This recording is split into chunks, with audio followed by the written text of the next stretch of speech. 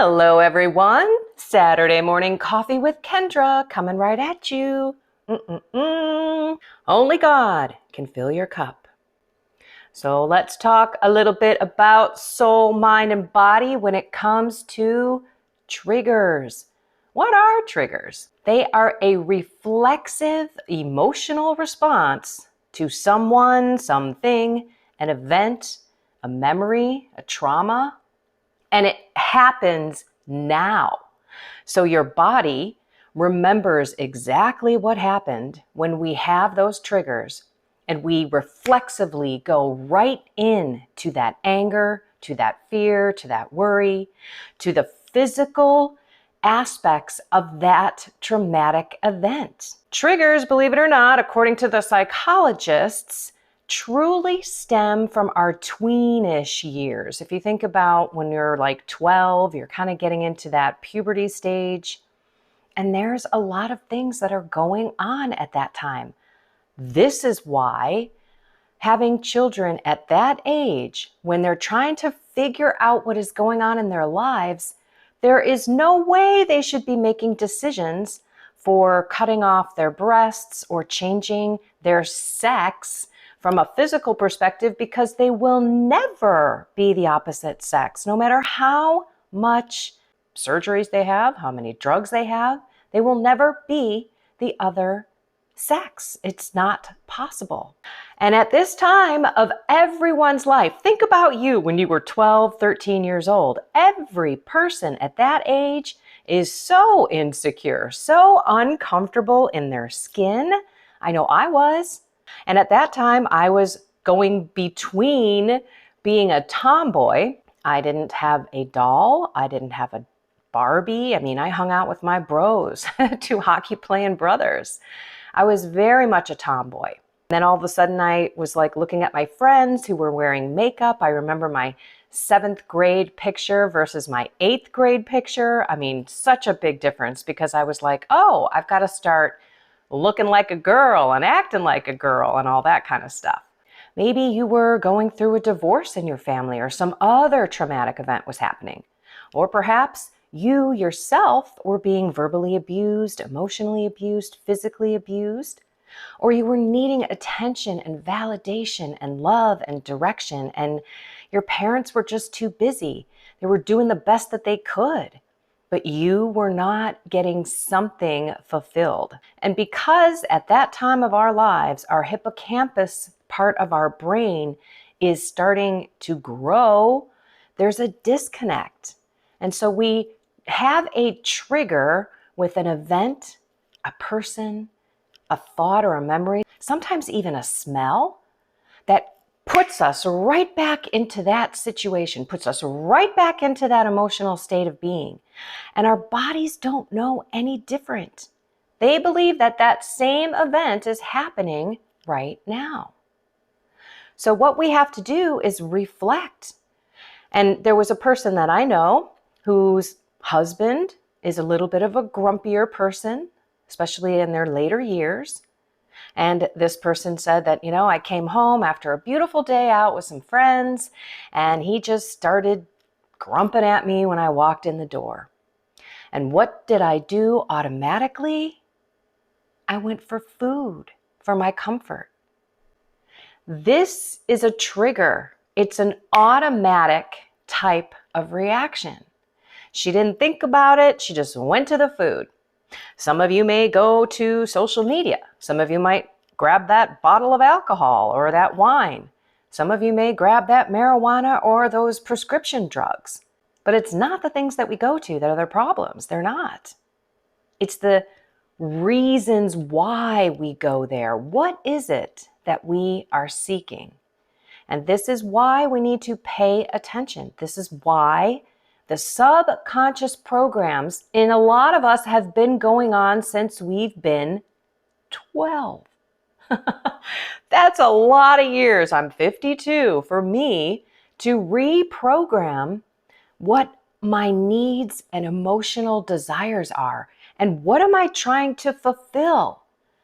So I'm sure that this person might have maybe had a 12-year-old life where she was barked at, maybe. I don't know.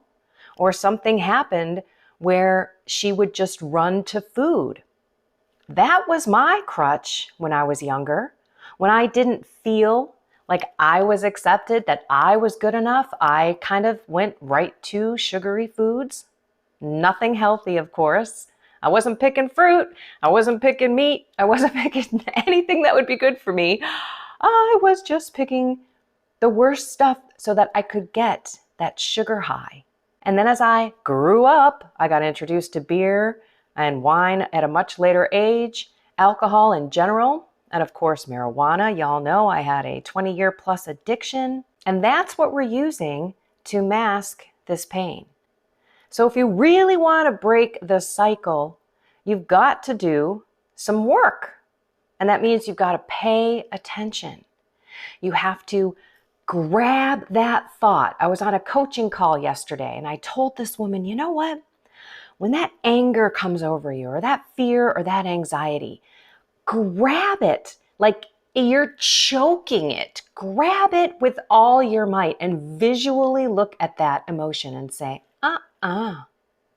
no, I am not going to let you fester. I'm not going to marinate and bathe in this emotion. I'm not going to entertain this swirling down of my emotions where I'm in a totally evil state of mind, because God and a Holy Spirit state of being is love and kindness and joy and light and love. And you can't wait to get out into the world. And that is completely opposite than anger and resentment and anxiety and fear and worry. Totally opposite. So today, I want you to think about your childhood. Think about when you were 12-ish. And what is it that you were always seeking from other people? Was it their approval? Their love? Were you overwhelmed or maybe depressed at that time, or you really had to talk to someone, but there was nobody there? When you have that near occasion of sin, and we're kind of focusing on addictions and bad habits, but you also have reactions and reflexes and triggers that automatically take over. Your body becomes the mind.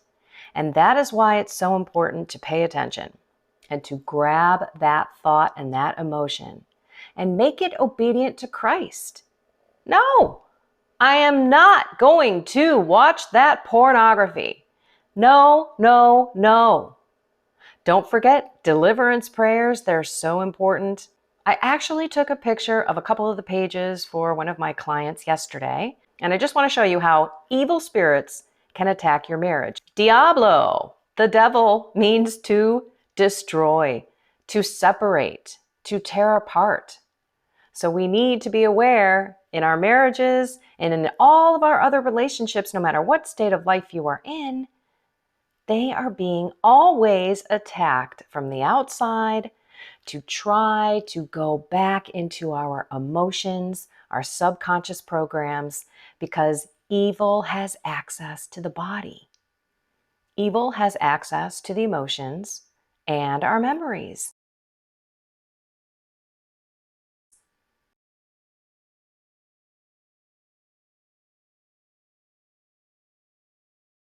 And so they can dial it up, dial it down. We can be completely manipulated. So what I want you to do is be a cycle breaker. Don't let this happen. Pay attention. How do you know when these things are going to come, and what do you do when they come? Well, your body is reacting because something is triggering it. It's your spouse whining at you, complaining at you. It's the argument that you had with your mother-in-law. It is the issue that occurred at the office that you wish you didn't do. It is the insecurity that you have every day, putting on your facade, trying to be something you are not. It's your guilt, it's your shame for being in your sin and the fact that you are still falling. And it will continue to react. It is a trigger. That's why they say trigger, trigger, trigger. It happens so fast. That's why we have to stop, pause, and pray. I know we talked about relationships and intimacy last Saturday, but today is triggers. And we got to get to the root so that we can stop those triggers, that we can look at what happened back then as our 12-year-old self, that we can shower ourselves with love. We can shower those in our lives who did not give us love, who were too busy, who didn't know how or what was going on, and we can forgive them. We need to reflect and ask God to change our hearts so that we can see all the stuff in the past through His eyes, not through ours, so that we can love the people in our life back then who we thought were ignoring us. But we know what life is like now at their age. They must have been so stressed out. Maybe they had 3, 4 jobs, or both parents were working and they were trying to juggle everything, and you had a lot of activities and you just didn't sit and talk. And that's just life sometimes. So we have to go back and have a forgiving heart and have God help us to reconnect that emotion and that memory. And that means that we've got to pay attention. We've got to grab that bad emotion and do something quickly. Distract yourself. Grab a pen, write with the other hand.